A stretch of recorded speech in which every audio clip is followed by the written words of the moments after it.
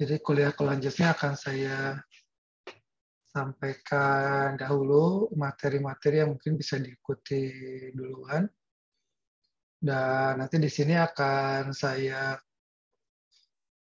dalam tanda kutip ulang, tapi dengan penekanan kepada contoh-contoh di real industri terkait dengan topik itu ya.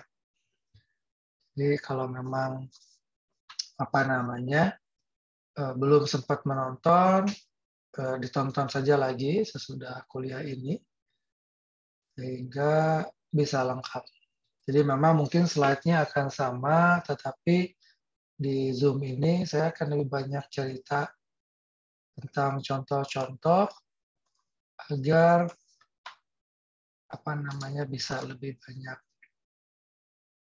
aplikasinya. Nggak tahu, ini teman-teman dengar ya mungkin ini ya kasus apa namanya SBM ITB dengan antara dosen dengan rektornya. Ada yang dengar? Coba yang dengar bisa ngacung yang dengar cerita itu.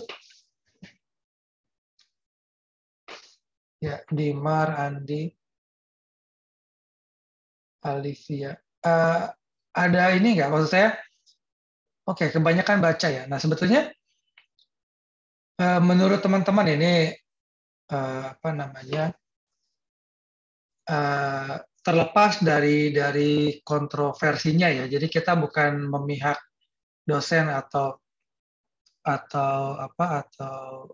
ITB-nya, tetapi sebetulnya poin dari kuliah manajemen terlepas dari katakanlah nilai pasarnya ya, bahwa katakanlah orang-orang yang memiliki latar belakang manajemen, apalagi tingkat advance, tingkat lanjut, itu katakanlah nilai pasarnya lebih tinggi. Terlepas dari itu, tetapi sebetulnya kata kunci dari kuliah manajemen itu adalah ketika kuliah tidak hanya sebatas teori yang diajarkan, tetapi ada case-case di industri. Jadi kalau kalian ada yang mengikuti nanti berkesempatan mengambil kuliah MBA ya, itu sebetulnya keunggulan kuliah MBA itu adalah di case-case real di industri yang dibahas di kelas bersama-sama. Jadi harapannya dalam tanda kutip lulusannya siap terkerja. Nah, cuman karena diharapkan kerja sebagai manajemen yang memanage bisnis, maka case-case-nya itu adalah case-case bisnis. Dari situ, itu yang membuat lulusan MBA itu sangat bergantung dari nomor satu adalah case-case yang dibahas, itu diharapkan case-case yang real. Kedua, pembahasan dilakukan dengan orang-orang yang sudah melakukan pembahasan. Jadi mirip seperti sebetulnya residensi di kedokteran ya. Jadi di kedokteran kan sebetulnya kenapa juga kuliah kedokteran itu susah dan seringkali mahal, karena memerlukan instruktur atau mentor atau pengajar yang memang sudah berpengalaman. Gak mungkin kita belajar misalnya membedah dari orang yang tidak pernah membedah gitu ya. Tidak mungkin kita belajar apa namanya katakanlah diagnosis untuk cancer gitu ya dari orang yang tidak pernah melakukan diagnosis cancer. Nah, jadi sebetulnya itu berlaku di semua hal. Tidak cuma kedokteran, tidak manajemen, bahkan teknik pun seharusnya begitu.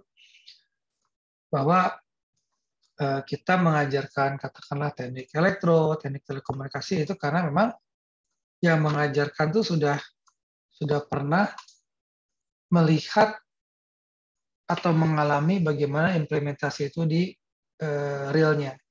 Nah, memang seringkali kan pengajar itu tidak semuanya mempunyai katakanlah kesempatan untuk bekerja atau berpengalaman di industri, maka itu biasanya dalam tanda kutip diakali dengan ada komposisi pengajar yang memang mengajar, memahami teori, ada komposisi pengajar yang berpengalaman industri, dan ada komposisi pengajar yang melakukan inovasi penelitian sehingga hal-hal baru juga bisa diajarkan kepada murid-murid.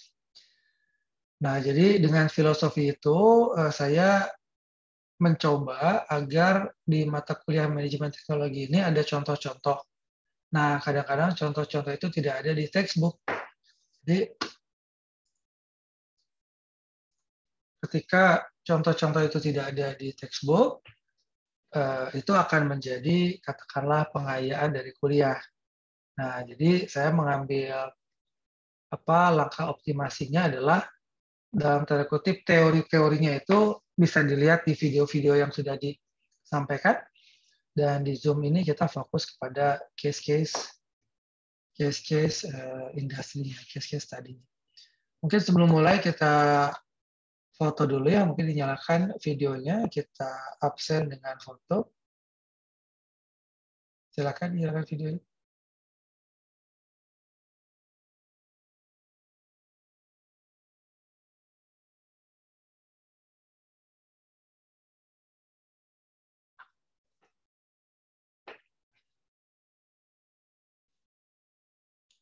Yang lain silakan.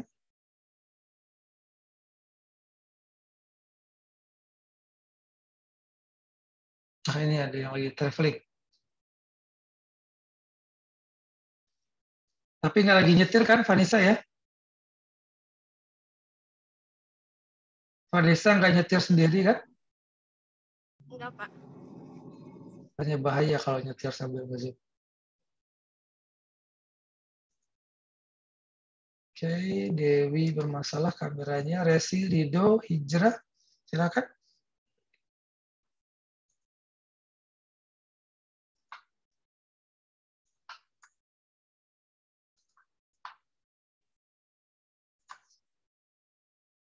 Mana ini?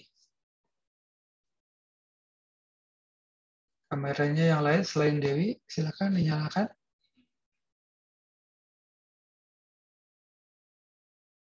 Oke, ada yang bermasalah juga. Hijrah, Hanisha, Rido, Yolanda, Resi.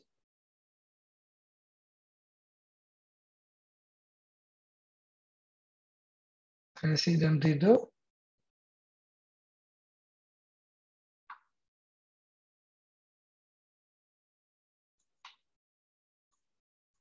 Nanti jadi komputer. Oke, 1, 2, 3.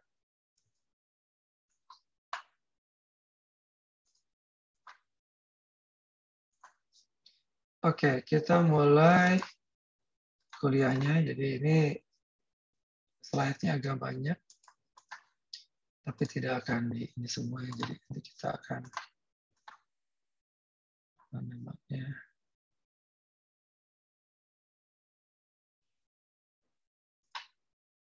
highlight saja mana yang penting.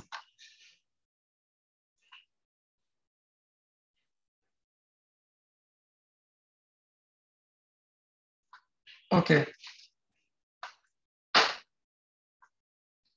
Nah, jadi sebetulnya kita bicara tentang pemasaran dari produk-produk yang teknologi tinggi.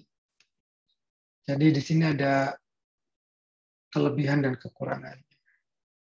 Nah, sekarang saya mungkin akan mulai dengan dialog ya, pertanyaan. Menurut, silakan berpendapat. Menurut kalian,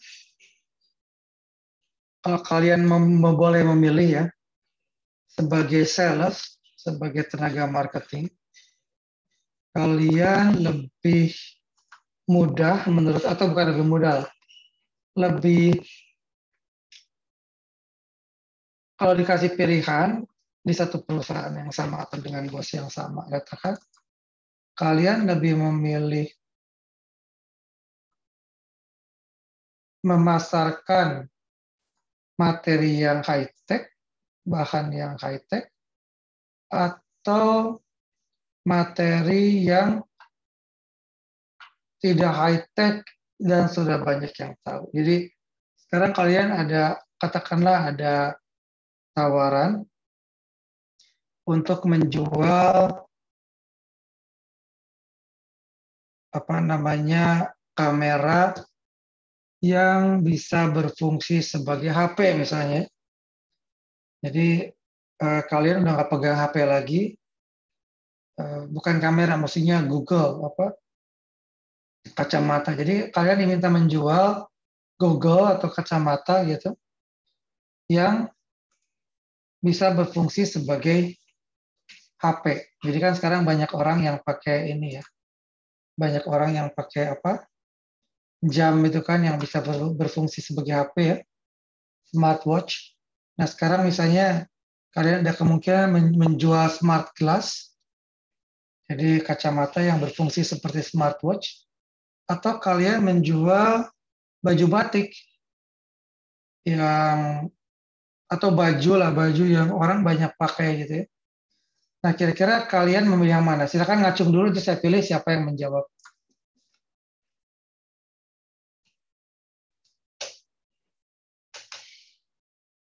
Ada yang mau coba volunteer kalau kalian disuruh memilih?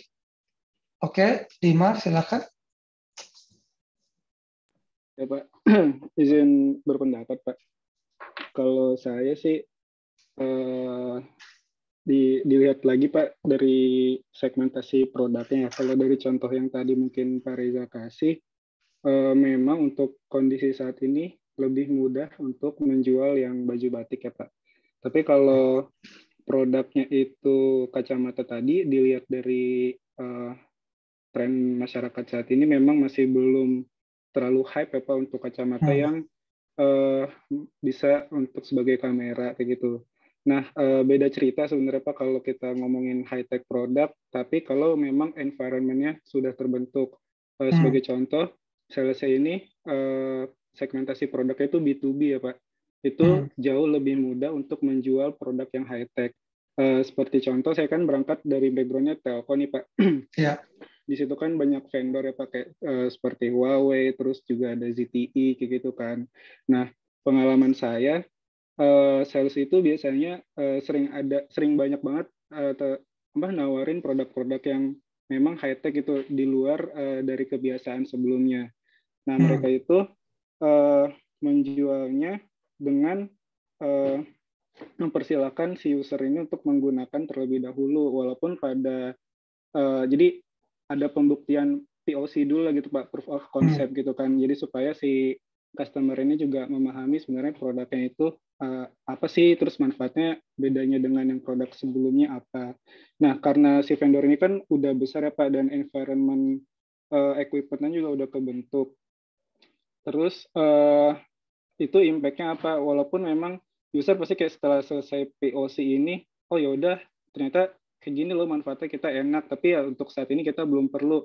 Mungkin itu tuh nggak akan langsung deal untuk membeli gitu Pak, tapi impact ke depannya juga karena teknologi yang terus berkembang dan demand dari demand dari customer yang B2C end customer itu berubah, ya mau nggak mau nanti si company yang tempat saya bekerja ini akan beli kayak gitu. Dan ini juga ada semacam trik didukung dari si vendornya Pak. Seperti contoh, ya firmware-nya udah nggak support. Jadi kayak dibuat perangkat lama itu udah nggak bisa digunakan lagi gitu. Yang ujung-ujungnya nanti kita akan beli. Itu sih Pak pendapat saya Pak. Makasih Pak. Iya, ya bagus sekali pendapatnya tadi Dimar ya. Yang lain ada yang atau itu bagus. Nah sekarang saya coba ubah dikit. Jadi misalkan kalian bekerja di satu perusahaan yang sama, terus kalian diminta menjual katakanlah Toyota Avanza atau Toyota Lexus yang hybrid elektrik. Kalian akan milih yang mana? Silakan kalau ada yang mau berpendapat lagi. Jadi kalau tadi kan bagus ya dari Dimar. Jadi Dimar menyampaikan bahwa nanti kita akan bahas kondisinya adalah produk yang berbeda, perusahaan yang berbeda. Nah, sekarang kalau ada perusahaan yang sama, tapi yang satu tadi produknya Toyota Avanza yang katakanlah teknologinya tidak terlalu baru dan sudah terbukti laris. Kemudian lawan misalkan kita menjual Lexus atau Toyota Hybrid yang teknologinya lebih tinggi katakanlah tapi ya itu relatif baru. Nah, kalian akan memilih yang mana dan mungkin coba dijelaskan kenapa. Atau ya kayak Dimar tadi kira-kira apa refleksinya. Ada yang mau mencoba?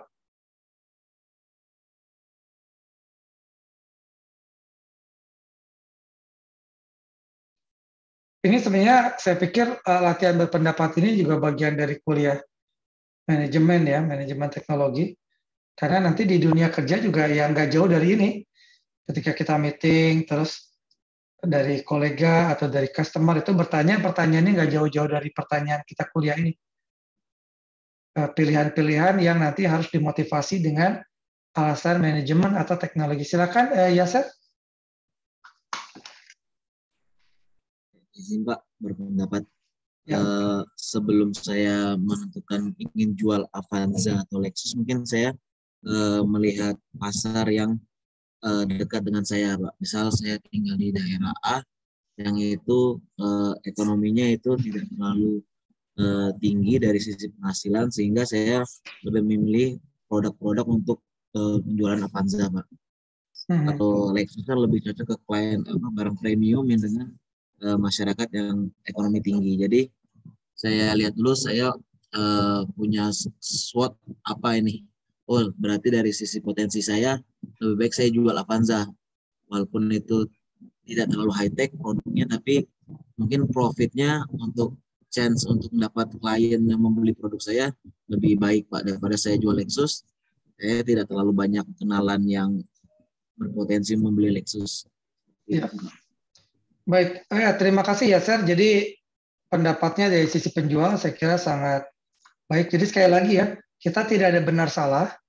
Jadi jawaban kalian itu ya tidak mesti benar, tidak mesti, bahkan bisa jadi ya selalu benar gitu dengan kondisi yang ada ya. Nah, jadi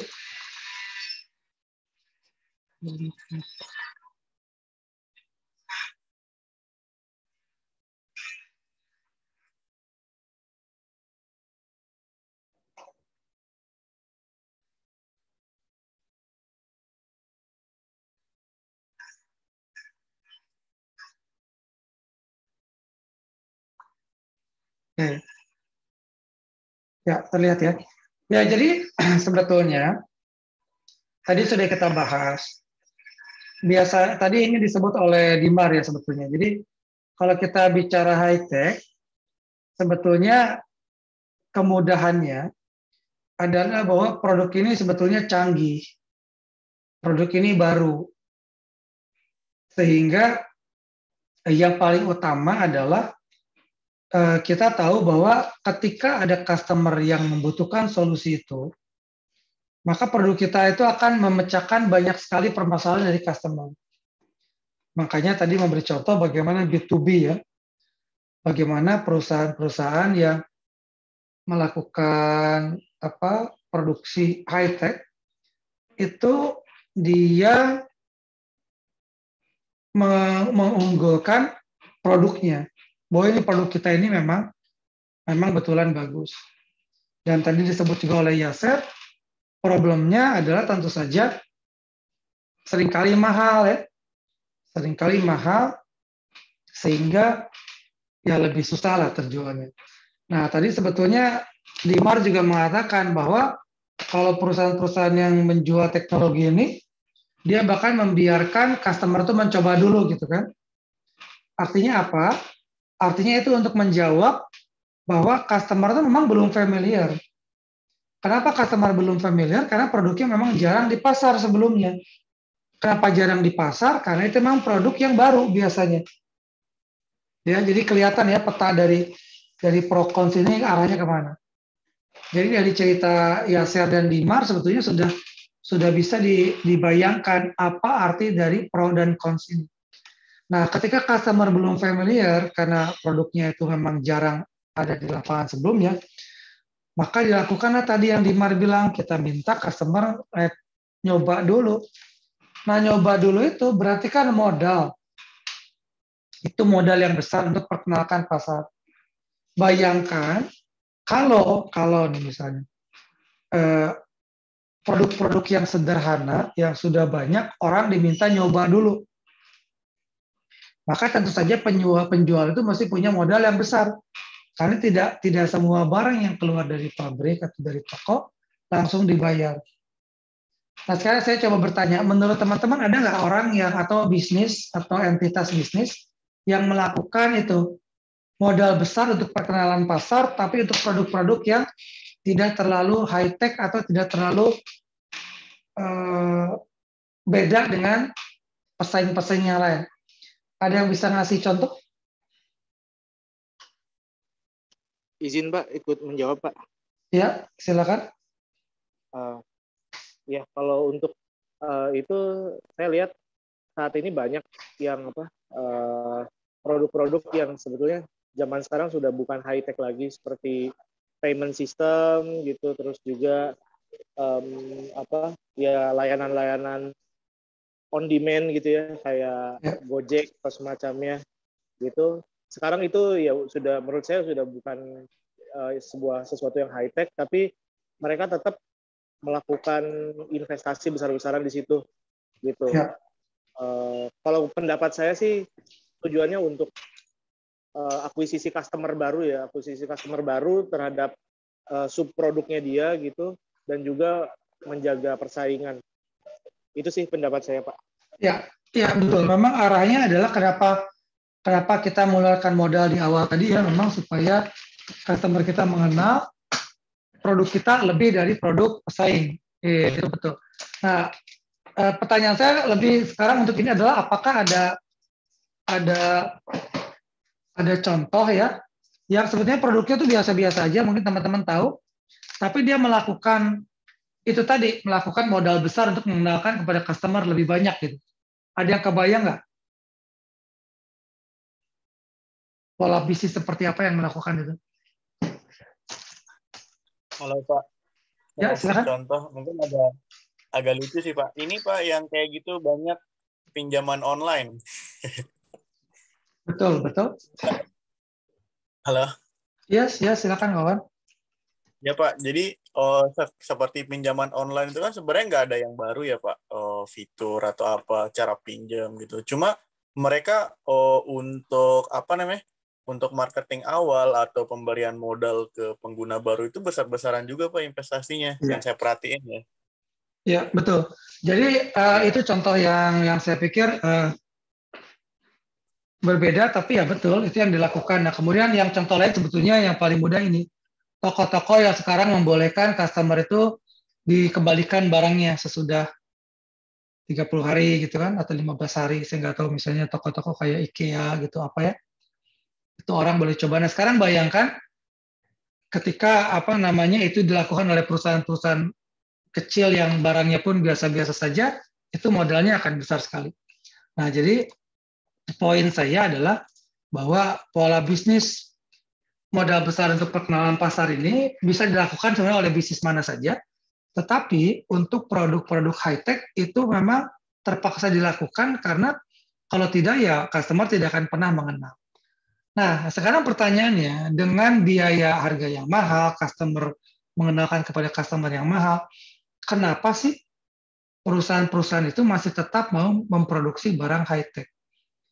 Karena itu tadi fungsinya baru. Jadi seandainya dia berhasil, dia bisa dominan di pasar, dan karena pesaingnya sedikit, dia bisa mendapatkan keuntungan yang besar. Nah, jadi mungkin kita pernah diskusi sebelumnya bahwa untuk memberikan produk yang high-tech ini, kita perlu banyak melakukan investasi ya, baik orang-orangnya, mungkin ingat di kuliah ketiga, orang-orangnya harus orang-orang yang berkompeten, itu kan mahal. Makanya ini biasa dilakukan oleh perusahaan-perusahaan atau negara-negara yang memang kaya atau maju. Nah, jadi itu mungkin yang menjawab kepada teman-teman kenapa untuk barang-barang yang relatif high-tech, relatif ya, bahkan kayak Indonesia mau punya mobil aja berpuluh-puluh tahun kan nggak berhasil-berhasil kan. Ya karena ini tadi, meskipun produk mobil itu nanti adalah produk yang sudah sekarang orang sudah biasa pakai, tapi ketika keluar produk baru itu harus punya keunggulan secara teknologi.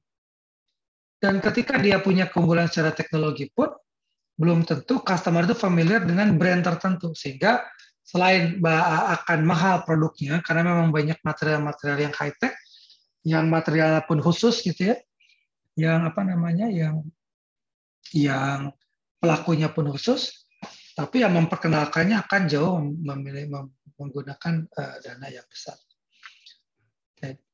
Nah, jadi ini ada dari buku, nanti kalian silakan baca ya, di bab 5, Foundations for Successful High Technology Marketing.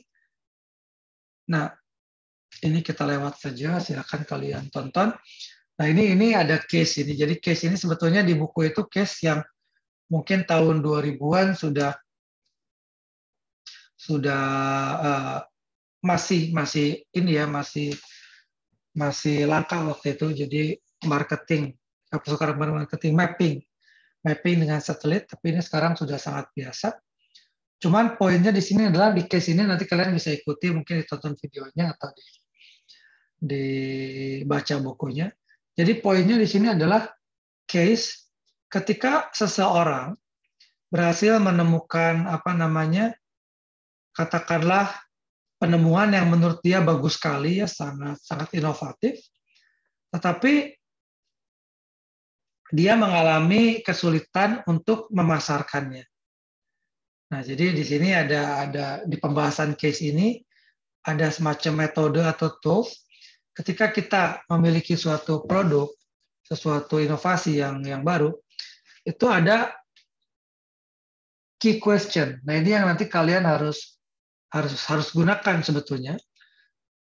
Bagaimana kita bisa menggali ya sebelum kita melakukan marketing, bagaimana kita bisa menggali apa sih sebetulnya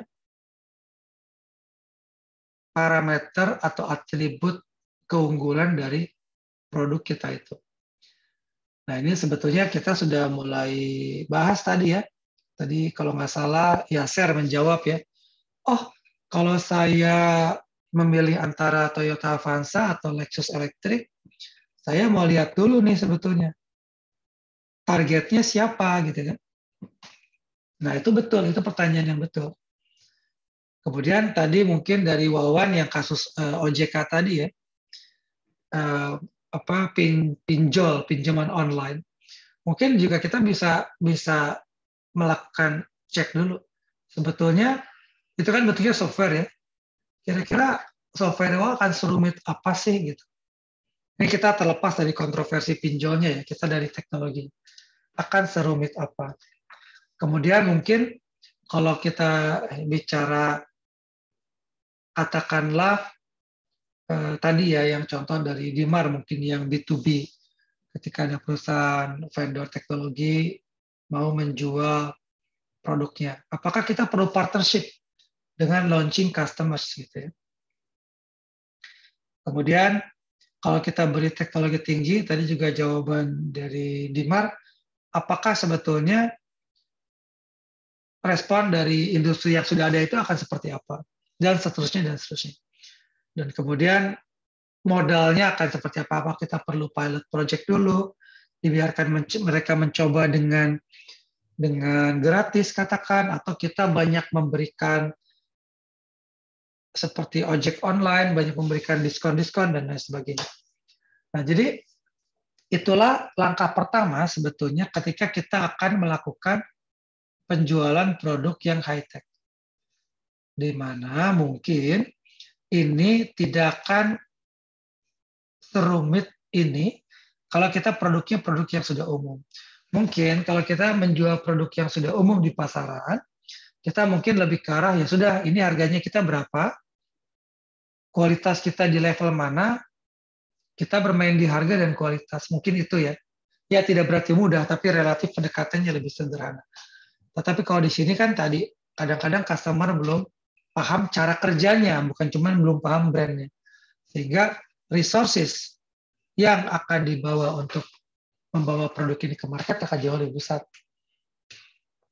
Dan biasanya lagi, nah ini nanti seringkali dialami oleh marketing high-tech ya. Katakanlah teman-teman bekerja di perusahaan asing. Perusahaan asing itu mempunyai produk yang mereka bilang, oh ini kita punya produk misalkan yang sangat canggih di bidang telekomunikasi. Nah, seringkali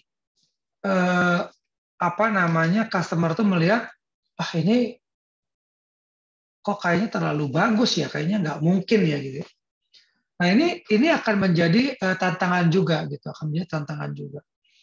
Bahwa akhirnya ya udah kalau kamu nggak percaya coba dulu. Nah itu yang keluar jadi pilot project yang jadi gratisan itu ya di awal yang butuh modal besar. Nah tapi di sini ada khusus ini saya bicara kasus general ya. Jadi kalau kita bicara di luar negeri pun ketika ada produk-produk baru yang jauh lebih canggih, itu customer yang waras itu akan berpikir, loh ini kok kayaknya terlalu bagus ya, kamu menjanjikan suatu produk yang lebih bagus dari produk sebelumnya, lebih sederhana, lebih canggih, dan harga kepada kita pun life of produknya akan lebih murah gitu ya. Itu too good to be true. Jadi orang tuh skeptik dulu, nggak percaya. Nah, jadi kalau di dunia global, di Eropa lah katakan, itu ada, bayangkan orang yang memperkenalkan mobil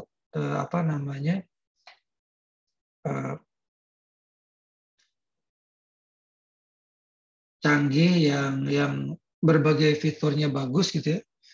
Mobil elektrik awal lah ketika dikenalkan mereka bilang ini lebih murah, lebih canggih, lebih aman. Nah, customer tuh biasanya akan skeptis. Nah, pertanyaan saya di Indonesia kira-kira sama nggak? Ada yang bisa ngasih komentar nggak? Kira-kira apakah ketika kita menjual high-tech produk, customer Indonesia pun berpikir seperti customer luar negeri ya, ketika ada produk baru yang mengklaim demikian banyak fitur-fiturnya, apakah mereka pun, wah ini terlalu bagus nih, too good to be true nih, nggak mungkin nih, jadi nggak tertarik. Ada yang bisa memberi pendapat? Silakan. Pak, izin memberikan pendapat, Pak. Silakan. Oh iya, ya. Tergantung segmennya. Kalau saya lihat segmen customernya justru mayoritas di Indonesia lebih tertarik sama yang too good to be true, menurut saya gitu. Yang wah ini udah enak nih, tinggal kayak gini gitu. Nah itu menurut saya ya mungkin nih nyambung sama kasus-kasus kemarin kayak robot trading dan semacamnya kan itu. Iya. Menurut saya pribadi too good to be true gitu. Iya. Dan hal lain juga sama sih dengan kayak cloud dan lain-lain gitu, itu juga ada beberapa hal yang too good to be true, murah dan lain-lain, tapi sebetulnya ada biaya-biaya seperti data transfer dan lain-lain yang tidak disebutkan gitu. Itu sih pendapat saya kalau ini ya Pak. Ya, bagus sekali Rogers pendapatnya. Itu sangat menurut saya jawabannya sangat Indonesia sekali ya. Dan itu bagus. Jadi benar menurut Rogers. Jadi kalau di Indonesia itu yang terjadi adalah dua ekstrim. Saya juga ini dari pengalaman ya. Jadi kalau di luar negeri, ketika kita memberikan suatu produk yang too good to be true, itu orang itu 80% lah, dia akan skeptik. 80% akan skeptik ya. Dan dia tidak peduli produk ini dari mana atau bagaimana. Nah, di Indonesia itu ada dua ekstrim. Kasus pertama itu yang tadi Rogers bilang, too good to be true itu justru banyak orang yang terjebak gitu ya. Orang pengen, wah ini dengan ini dia bisa cepat kaya gitu. Itu kan too good to be true kan sebetulnya. Tapi justru di Indonesia itu disambut dengan baik ya oleh banyak sekali orang yang akhirnya kena tipu gitu, terjebak. Nah, itu contoh yang bagus sekali. Tapi sebelum saya nanti kita bahas, pertanyaan saya kedua, ada nggak yang kasus seperti di Eropa untuk too good to be true, orang justru sangat skeptik. Ada yang bisa ngasih contoh nggak? Atau mencoba mau ngasih contoh? Sekarang saya tanya. Oke, ya saya silakan. Untuk kasus teknologi, kalau di Indonesia saya ambil contoh 4G Pak ya. 4G itu masuk ke Indonesia kalau nggak salah tahun 2016. Jadi padahal mungkin dari awal 2012 tuh udah banyak vendor yang mau nawarin, tapi pemerintah sepertinya skeptik Pak dengan teknologi 4G. Jadi kayak pemerintah Indonesia nunggu mungkin implementasi di Eropa, Amerika atau apa mungkin lancar dan sebagainya. Contoh lain kereta cepat Pak. Ya. Contoh lain kereta cepat mungkin Indonesia juga udah lama dapat tawaran itu pada saat pemerintahan Jepang mau investasi ataupun pemerintahan Cina, tapi mungkin skeptik pemerintah Indonesia, jadi kayak nunggu kayak proven nggak sih di negara lain, proven nggak sih di Eropa atau Cina dan Jepang seperti itu. Kalau menurut saya masih skeptik Pak. Ya, benar banget. Jadi itu bagus. Oke, saya tambah saja. Jadi dari Rogers kan, pertama adalah case untuk Indonesia yang orang itu justru cepat percaya dengan yang too good to be true. Ya, mungkin di sini saya kasih keywordnya masyarakat yang cepat percaya ya, masyarakat yang cepat percaya. Nah, yang kedua adalah yang tadi contoh dari Yasser, pemerintah atau pembuat kebijakan yang justru sangat lambat untuk percaya teknologi baru gitu ya. Untuk sangat lambat dengan yang too good to be true. Sebetulnya ada satu lagi di sini. Sekarang saya ngasih ilustrasi. Mungkin saya tanya Dimar lah ya, karena berpengalaman di telkom. Saya tanya sama Dimar. Ada satu perusahaan misalkan Ericsson atau apalah perusahaan asing ya. Dia jual suatu teknologi software yang too good to be true juga, bagus, canggih, dengan harga katakanlah $1 miliar. Terus ada Dimar nih, orang Indonesia menawarkan produk yang software yang persis sama, harganya 100 juta. Kira-kira perusahaan percaya yang mana?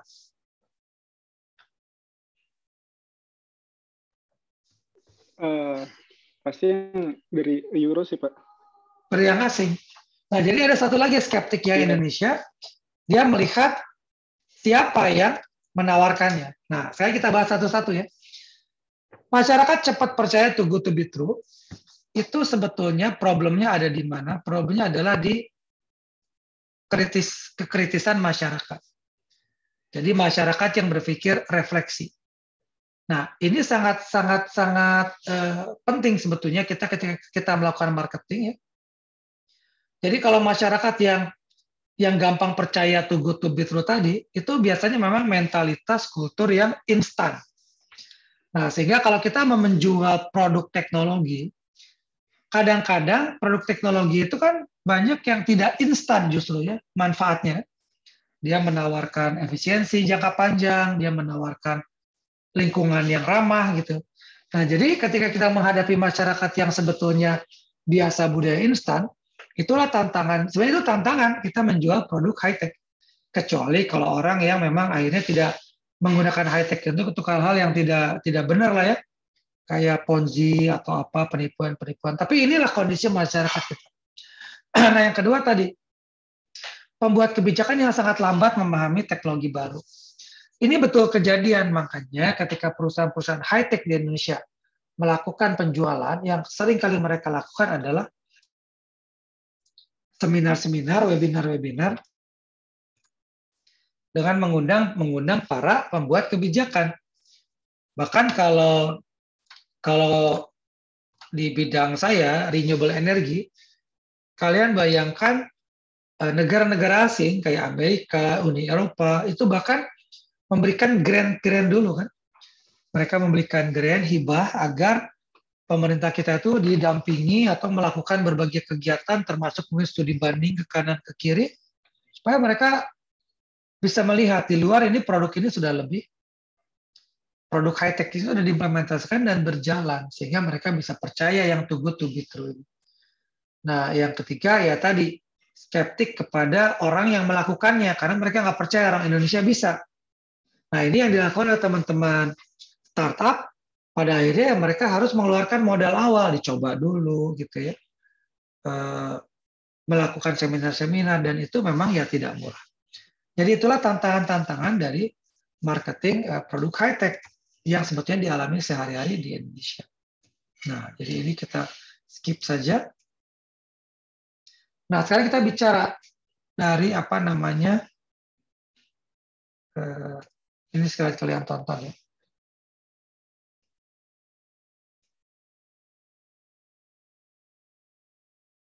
Nah, sekarang sebetulnya dengan kerumitan-kerumitan tadi, kira-kira kenapa sih orang itu, ini kalian bisa lihat saja,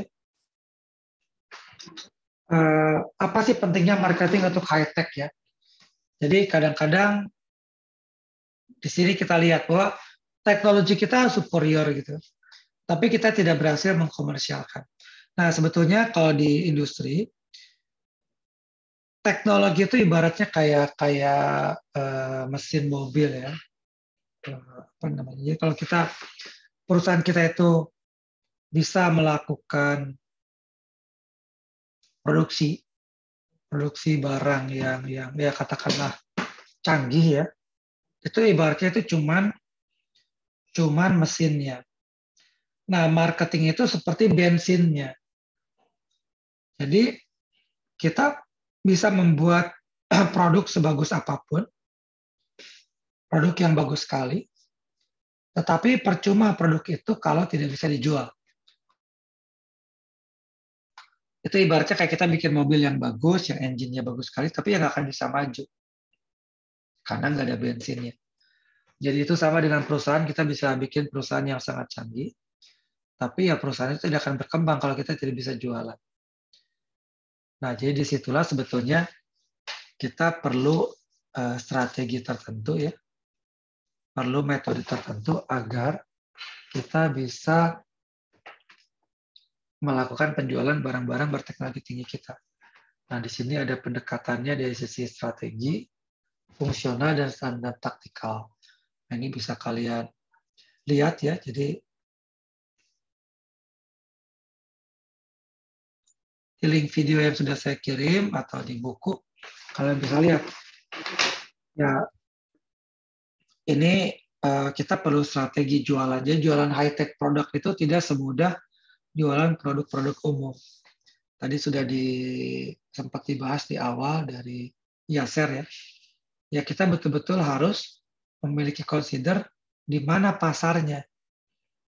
Karena kalau kita jualan baju batik, misalnya batik yang harganya satu baju itu levelnya katakanlah puluhan atau ratusan ribu gitu ya, karena itu memang produk umum yang dipakai karyawan setiap hari Jumat. Mungkin ya kita selalu perlu lah mencari market, tapi ya kasar-kasarnya asal kita jualan di pasar yang memang atau di marketplace yang memang orang mencari produk-produk yang mereka sudah familiar, itu relatif lebih mudah. Tapi ketika kita menjual Lexus elektrik yang baru ya nggak bisa kita asal masuk ke pasar atau marketplace untuk bisa. Kita mungkin mesti betul-betul segmentasi pasar di mana. Apalagi yang nggak mungkin kayak tadi mungkin ceritanya Dimar, kita menjual teknologi 6G gitu, 6G generasi ke-6 Telkom di Tokopedia atau di Bukalapak gitu kan, yang belinya perusahaan segede Telkom, itu nggak bisa kayak gitu kan. Nah, jadi kita perlu strategi. Kemudian kita juga tentu perlu fungsinya ya. Jadi kita betul-betul harus mengetahui sebetulnya bagaimana marketing itu berfungsi sebagai suatu entitas di perusahaan. Jadi itu juga perlu kita dalami, dan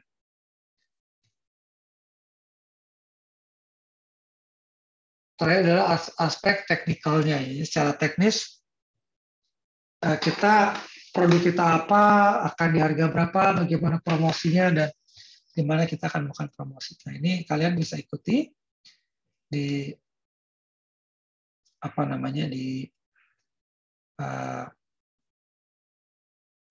di video atau di buku. Nah, mungkin yang saya ingin bahas lagi di sini tadi terkait dengan diskusi kita. Jadi ini plus dan minus ya, bahwa high tech company itu memang biasanya didirikan karena teknologi mereka superior dibanding yang lain dan mereka sebetulnya melakukan revolusi di industri. Jadi tadi di awal sekali ada fotonya Steve Jobs, kalau kalian sempat lihat ya. Bayangkan Steve Jobs, ya kita bisa berdebat lah apakah dia betul-betul yang pertama atau tidak. Tetapi bayangkan ketika dia melakukan revolusi, bagaimana smartphone itu pindah ke touch screen. Nah, itu adalah contoh bagaimana ini teknologi memang superior karena touch screen itu jauh lebih superior daripada teknologi sebelumnya yang menggunakan tombol-tombol ya. Saya nggak tahu di usia kalian, smartphone pertama yang kalian kenal itu bentuknya apa? Ada yang bisa ngasih jawaban cepat nggak? Atau lahir udah langsung touch screen? Masih sempat pakai BB, Pak. BlackBerry ya, jadi masih ada Pak. yang pakai, ya masih ada yang pakai tombol. Itu pun pada kondisi screen-nya sudah color mungkin, sudah berwarna ya. Jadi jadi bayangkan ketika BlackBerry pun revolusioner kepada teknologi sebelumnya ya, tapi bayangkan touchscreen ketika baru muncul, dia adalah merevolusi industri smartphone. Nah, jadi di balik itu semua tuh ada scientist, ada engineers, ada programmers yang sebetulnya melakukan penelitian dan pengembangan untuk mengembangkan smartphone yang touchscreen tadi. Nah, jadi ketika kita harus melakukan jualan ya, itu sebetulnya kita melakukan jualan itu bahkan harus mempertimbangkan bagaimana produk itu awalnya di-develop. Dan kita memasukkan input-input customer ketika development masih berlangsung, sehingga kita bisa lebih mudah dalam melakukan komersialisasi. Jadi terbayang ketika kita menjual produk-produk baru itu, interaksinya itu akan sangat intens antara tim development dengan tim marketing. Nah, ini yang mungkin sedikit lebih rumit dibanding produk-produk biasa. Jadi,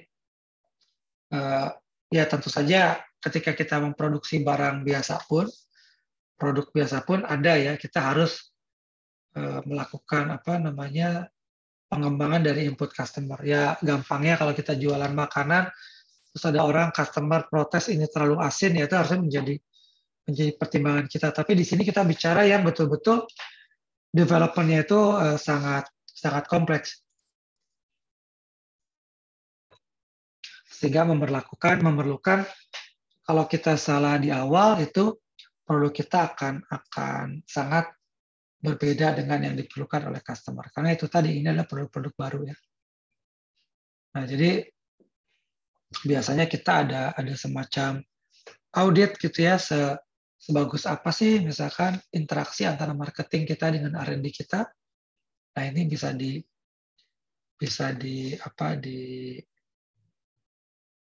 digunakan sebetulnya untuk menguji kesiapan kita seperti apa terhadap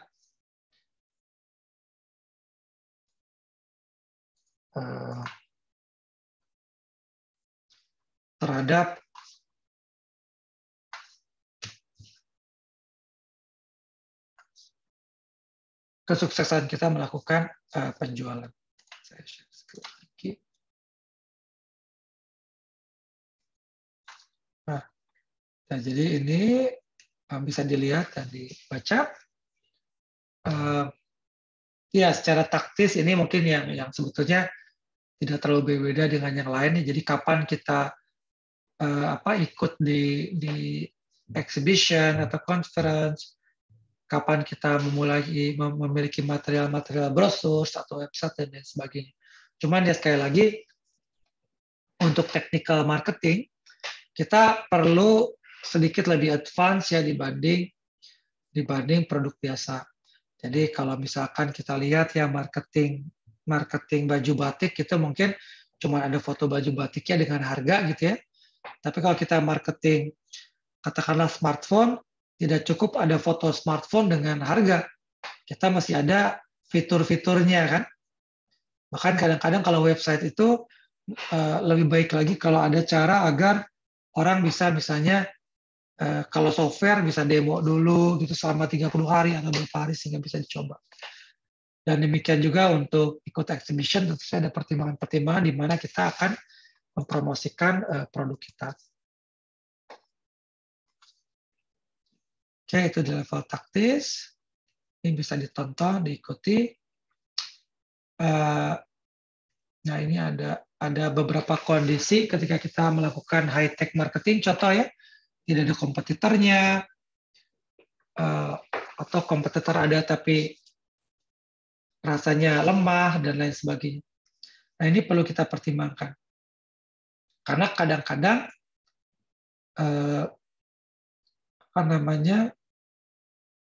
tidak ada kompetitor itu ada plus, ada minusnya ya. Nah, sekarang pertanyaan saya, mungkin ada yang bisa ngasih jawaban juga diskusi kita. Ketika sama sekali tidak ada kompetitor, kalian lebih suka atau lebih tidak suka dan kenapa? Ada yang bisa jawab, silakan. Kalian lebih suka produk kalian itu ada kompetitornya atau tidak ada kompetitornya dan kenapa?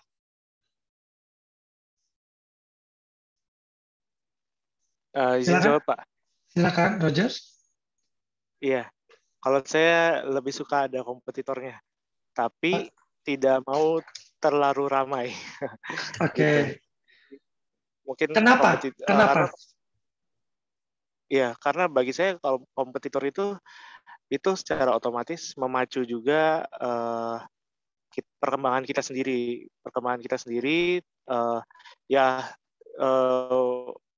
Kalau bagi saya sendiri, jujur, saya kadang bisa dibilang mencuri ide juga dari kompetitor. Jadi saya misalkan nggak punya ide apa, tiba-tiba kompetitor munculin sesuatu, nah terus kita cobain gitu, terus wah ini bisa diimprove lagi nih gitu.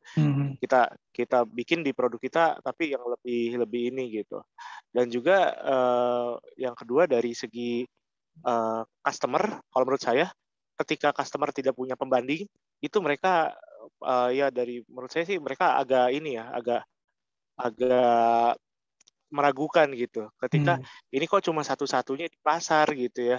Apa karena yang lain itu jelek gitu, maksudnya maksudnya ini tuh emang jelek jadi orang lain tuh nggak ada yang bikin gitu. Nah, tapi kalau misalkan ada beberapa kompetitor terutama yang punya background kuat gitu, itu customer jadi lebih mikir, wah ini berarti emang produknya beneran lagi hype nih sekarang gitu. Tinggal mereka pilih dari secara harga atau secara fitur. Ya, bagus sekali Rogers. Ya itu memang sudah mencakup bahwa betul. Jadi tidak ada kompetitor itu sebetulnya secara umum tidak baik justru untuk high tech ya, untuk high tech. Tapi memang di sisi lain bisa jadi bagus juga ya kalau customer bisa paham. Jadi emang ada pros kontra. Nah, kita bicara tadi yang Rogers bilang. Jadi ketika tidak ada kompetitor, sebetulnya problem terbesar itu justru ada di customer side-nya. Bisa jadi tidak ada kompetitor itu betul, karena produk kita itu betul-betul bagus ya. Tetapi yang akan skeptik adalah customer. Customer akan berpikir, kalau tidak ada kompetitornya, jangan-jangan ini produk hoax gitu loh. Tetapi kalau ada kompetitornya, orang jadi mikir, oh ya ini bisa jadi benar, karena terbukti. Ya gampang gini lah. Kalau misalnya ada satu produk yang ya itu satu ya, jadi maksudnya ada satu produk hanya satu perusahaan. Bisa jadi kita akan berpikirnya ini jangan-jangan hoax gitu ya sebagai customer, sehingga kita nggak mau beli sampai ada kompetitor dari produk itu. Ini dari sisi customer. Tapi yang kedua, bisa jadi sebetulnya customer tuh percaya dengan produk itu. Tapi kalau tidak ada kompetitor, mereka mikir saya akan bergantung kepada dia saja. Sehingga nanti kalau saya sudah ketergantungan dengan produk itu, karena produk itu memang betul-betul bagus, saya tidak ada pilihan lain, hanya bisa beli ke sana, nanti dimahalin harganya. Nah itu contoh gampangnya misalnya gini lah, ada produk yang betul-betul bagus, mobil terbang lah gampangnya, mobil yang bisa terbang. Tapi kalau saya sebagai bisnis yang memiliki armada taksi misalnya banyak sekali, saya akan mikir 2 kali pindah ke taksi terbang itu. Saya bilang oke lah dengan taksi terbang, saya nggak ada kompetitor nih misalnya ya, karena saya yang pertama. Tapi nanti kalau misalnya mobil saya rusak, saya pun nggak ada pilihan berpaling ke supplier yang lain. Saya hanya bisa beli ke vendornya. Kalau mereka getok nanti harga spare part-nya itu mahal sekali, selesai bisnis saya gitu. Nah, jadi itu ada risiko dari sisi customer-nya. Makanya sebetulnya perusahaan-perusahaan itu tidak anti yang berbasis teknologi ya. Perusahaan yang waras lah yang berbasis teknologi tidak anti dengan kompetitor. Tapi taktik mereka, kompetitornya lemah. Jangan bisa menyaingi produk kita. Itu sebetulnya game-nya ya. Dan itu yang susah. Jadi sekali lagi tidak ada kompetitor itu ya bisa baik gitu ya. Kita bisa memonopoli pasar, tapi kata kuncinya pasar pun akan pasar yang sehat lah ya. Akan tidak mau menggunakan itu, kecuali kalau kayak di Cina dulu produk satu-satunya pemerintah mewajibkan semua pakai, itu lain soal. Tapi kita bicara di yang umum lah. Oke. Jadi ini next. Jadi kita bicara ini yang sehat ya, bukan yang monopoli karena peraturan pemerintah dan lain sebagainya. Oke, next. Nah, sebaliknya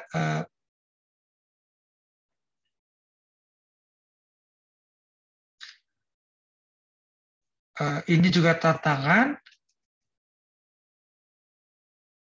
Oke, kita next saja. Ini dibaca aja. Nanti kalau ada pertanyaan, kalau ada kesempatan kita boleh diskusi.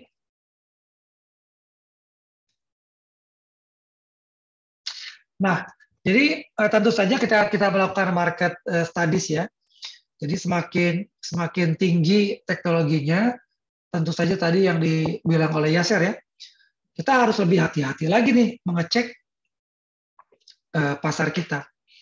Nah, jadi ini juga yang menjelaskan kenapa biayanya tambah mahal tuh high tech. Karena kita tidak cukup dengan traditional market research, tidak cukup menyebar survei. Bagaimana kita mau menyebar survei kalau mereka sendiri nggak paham apa yang mau disurvei gitu kan? Jadi kita perlu melakukan research yang lebih dalam gitu untuk produk-produk yang breakthrough innovation, dan itu nggak mahal. Nanti bisa kalian ikuti di video atau baca di bukunya. Kita bisa diskusikan dan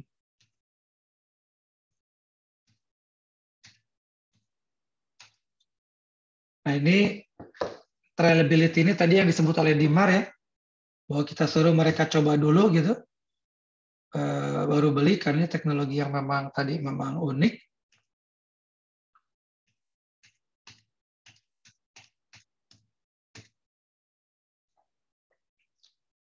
Nah, biasanya banyak problem-problem yang terjadi di marketing high-tech. Yang pertama biasanya marketing knowledge, ya, marketing competence. Karena produknya itu baru, high-tech pula, dan marketing tentu saja akan membutuhkan waktu lebih banyak untuk belajar. Ya kalau kita misalkan marketing produk baju gitu ya tentu saja produk knowledge harus dimiliki oleh siapapun, tetapi yang berjualan. Tapi mungkin katakanlah salesman kita atau saleswoman kita itu relatif belajarnya akan lebih mudah. Bahkan termasuk untuk yang sekarang high tech kayak mobil pun bisa dibilang lebih mudah lah, karena orang sudah mulai familiar dengan berbagai fitur-fitur. Tapi kalau kita mesti jualan misalkan SpaceX gitu ya, punyanya Elon Musk, itu kan lain lagi gitu pengetahuan untuk kita terhadap produk untuk bisa melakukan jualan. Jadi itu biasanya masalah di marketing expertise, dan ujung-ujungnya ya marketing expertise kita perlu budget. Jadi perusahaan baru uangnya habis untuk research, bayangkan kalau kita harus habis lagi dana untuk marketing. Nah ini mungkin yang tadi siapa yang cerita Rojus ya atau Wawan ya di online startup, itu ya marketingnya itu yang besar, karena ya sebetulnya itu untuk overcoming barrier supaya orang mau mencoba. Nah, jadi itu mungkin kita sudah 1 jam. Saya tutup di sini slide-nya. Silakan, kita masih ada waktu mungkin untuk berdiskusi dan tanya jawab. Silakan. Pak, pendapat saya, Pak. Pak, mau ini bertanya, Pak. Silakan. Iya. Jadi untuk tadi kan dibahas untuk sebuah high teknologi itu membutuhkan modal yang lumayan gitu ya untuk misalkan user supaya mencoba dan semacam. Nah, apakah ada ini Pak? Apakah ada satu best practice khusus atau mungkin hitungan khusus gitu ya? Apakah teknologi ini layak untuk kita perkenalkan ke pasar gitu? Sementara kan teknologi itu kan ada life cycle-nya gitu ya, ada lifetime-nya. Jadi ketika dia udah mungkin berapa tahun itu bisa jadi muncul teknologi baru yang tadinya kita udah perkenalkan teknologi ini habis-habisan dengan modal taunya berapa tahun kemudian muncul teknologi baru gitu. Nah itu saya pernah baca sih soal teknologi S-curve sih kalau nggak salah, teknologi S-curve. Tapi masih belum ketika kita di pasar itu kita apakah layak ini kita keluarin modal gede-gedean untuk ini atau tidak gitu. Nah itu yang masih saya sebetulnya ragu-ragu gitu Pak. Itu Pak. Iya, bagus pertanyaannya Rajus. Jadi itu sebetulnya memang tantangan dari manajer teknologi. Jadi kalau manajer teknologi itu ketemu dengan board of directors, pasti pertanyaannya itu. Apakah research yang kita lakukan, maksudnya perusahaan kita lakukan ini, bisa terjual ke pasar? Itu pertanyaan pertama. Kedua, kalaupun terjual, berapa lama sebelum kompetitor yang lain datang? Nah, pada prakteknya, bagaimana perusahaan-perusahaan itu mengatasi itu adalah dengan melakukan R&D dan market research. Jadi tadi mungkin ada satu tabel, saya sharing lagi ya. Ini dari sisi marketnya ya.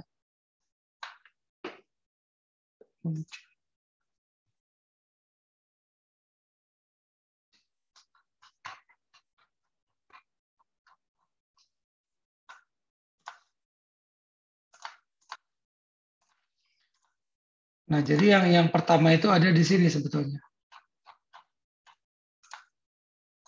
Ada di sini. Jadi untuk meyakinkan bahwa produk kita memang bisa terjual atau layak dikembangkan lebih jauh, memang kita perlu melakukan research ini. Dan research untuk produk yang inovasi itu memang tidak mudah. Makanya nanti kalian bisa baca di buku, ada yang namanya Delphi Techniques ya. Jadi ada yang namanya market intuition, analogous forecasting atau expert opinion. Jadi karena produk yang belum pernah di lapangan, kita nggak bisa ngecek sebenarnya selama ini produk ini udah pernah kejual atau enggak, orang produknya aja baru keluar gitu kan. Nah itulah yang kita lakukan pendekatan misalnya dengan expert opinion atau kita meng-hire super users, orang-orang yang menggunakan berbagai produk baru, kita kasih pilot project sebelum mereka coba. Dan memang itu kesulitannya. Jadi kita di satu sisi ketika produknya sudah ada pun kita perlu melakukan market atau produknya mungkin belum ada, belum selesai sempurna, tetapi fitur-fiturnya sudah ketahuan, kita perlu melakukan survei market. Di mana fitur-fitur ini akan terpakai, berapa besar pasarnya. Jadi itu memang bagian dari proses. Jadi biasanya kalau waktu saya di perusahaan high-tech ya, kita pernah mengembangkan satu teknologi di perusahaan saya yang sebelumnya, ya kita akan lihat ketika produk atau fiturnya sudah ada, jadi kita bilang, oke, produk ini dari sisi R&D sudah terbayang lah, kita akan punya kincir angin yang skalanya 1 megawatt, yang dia bisa di offshore, dia ringan, materialnya sekian, produksi listriknya sekian, efisiensinya sekian, kita lihat marketnya. Ternyata dari market, yang membutuhkan wind turbine di offshore atau floating itu ternyata bisa sampai ada di katakanlah 20 negara, rata-rata negara itu bisa spend $10 juta gitu ya, sehingga kita punya market $200 juta. Wah, kalau $200 juta, oke lah misalnya kita bisalah hidup untuk 5 tahun ke depan gitu ya, dengan katakanlah kita menambah 10% dari volume market. Nah, itu dari research dapatnya Rogers. Nah, pertanyaannya, sampai kapan teknologi itu bisa kuat sebelum muncul pesaingnya atau sebelum kebutuhan pasar berubah? Disitulah kita bicara kurva S. Yang kalau tidak salah akan dibahas mungkin di kuliah Pak Sudarmono atau saya nggak tahu. Itu akan dibahas. Disitulah kita perlu kurva F. Jadi kurva S ini sebelum produk kita itu kuno, jadi kuno atau marketnya jenuh, ya kita mesti sudah melakukan launching produk yang terbaru. Nah, siapa yang melakukan kurva S development itu adalah divisi R&D. Makanya perusahaan-perusahaan besar teknologi yang bertahan itu adalah perusahaan-perusahaan yang sudah punya R&D. Jadi mimpi yang sulit diwujudkan untuk perusahaan-perusahaan Indonesia mau bekerja berbasis teknologi, tapi tidak melakukan R&D yang signifikan. Jadi itu mungkin menjawab kenapa perusahaan-perusahaan Indonesia jarang yang berbasis teknologi, karena kita tidak punya kultur R&D. Kita tidak punya kultur penelitian. Balik lagi ke komentar dari siapa tadi. Yaser, kita adalah kultur yang instan. Nah, manajemen teknologi, unfortunately, adalah harusnya manajemen yang berpikir tidak cuma instan, tapi jangka menengah dan jangka panjang. Itulah yang saya tertarik mengajar manajemen teknologi, karena saya lihat di Indonesia, memang kultur manajemen teknologi itu adalah kultur yang sangat lemah. Makanya Indonesia belum maju-maju. Kurang lebih begitu jawabannya, Rogers. Baik, Pak. Sangat mencerahkan, Pak. Terima kasih. Ya, terima kasih. Ada yang mau bertanya, ya harapan saya nggak maju-majunya sampai generasi saya aja lah. Harapan saya yang kalian-kalian ini mempunyai minimal pengetahuan bahwa manajemen teknologi ini ya berjalan di luar negeri. Akibatnya mereka makmur gitu kan. Jadi kalau kalian belajar benar-benar, ya nggak usah diterapkan semua 10% yang diterapkan di tempat kerja kalian, mudah-mudahan ada perbaikan. Oke, ada pertanyaan lagi? Atau pendapat?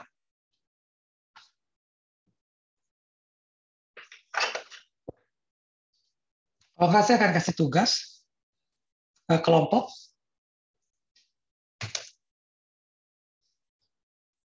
Tugasnya adalah pilih satu teknologi tinggi dari satu perusahaan, kemudian buatkan semacam risiko ya dari menjual, singkat saja, risiko-risiko yang ada ketika berjualan produk tersebut. Nah, jadi ini tugasnya.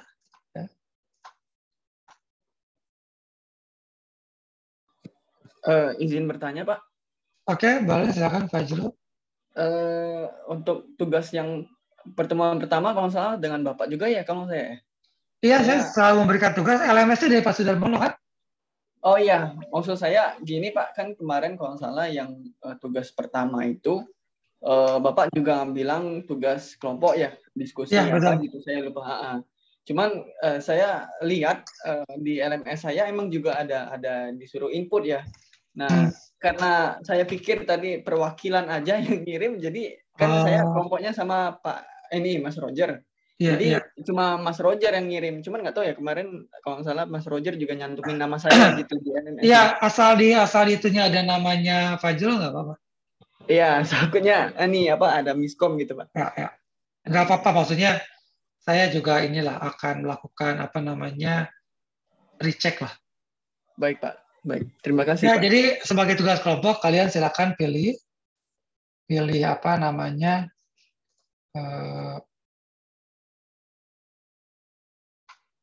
satu produk teknologi tinggi dari satu perusahaan, pilih saja.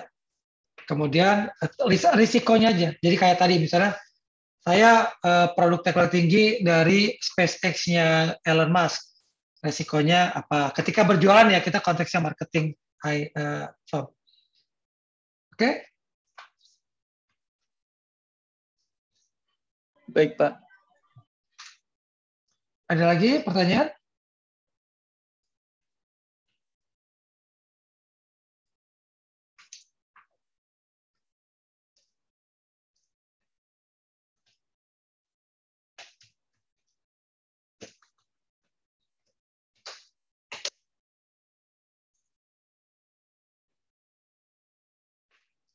Nggak ada pertanyaan lagi? Oke, kalau nggak ada pertanyaan lagi, silakan diaktifkan kameranya, kita absen lagi.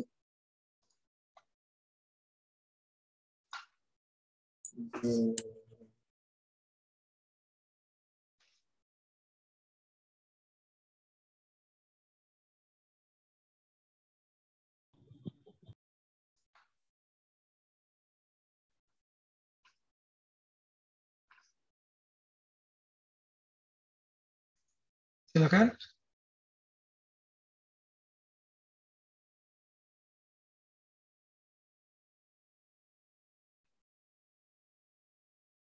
Oke, 1, 2,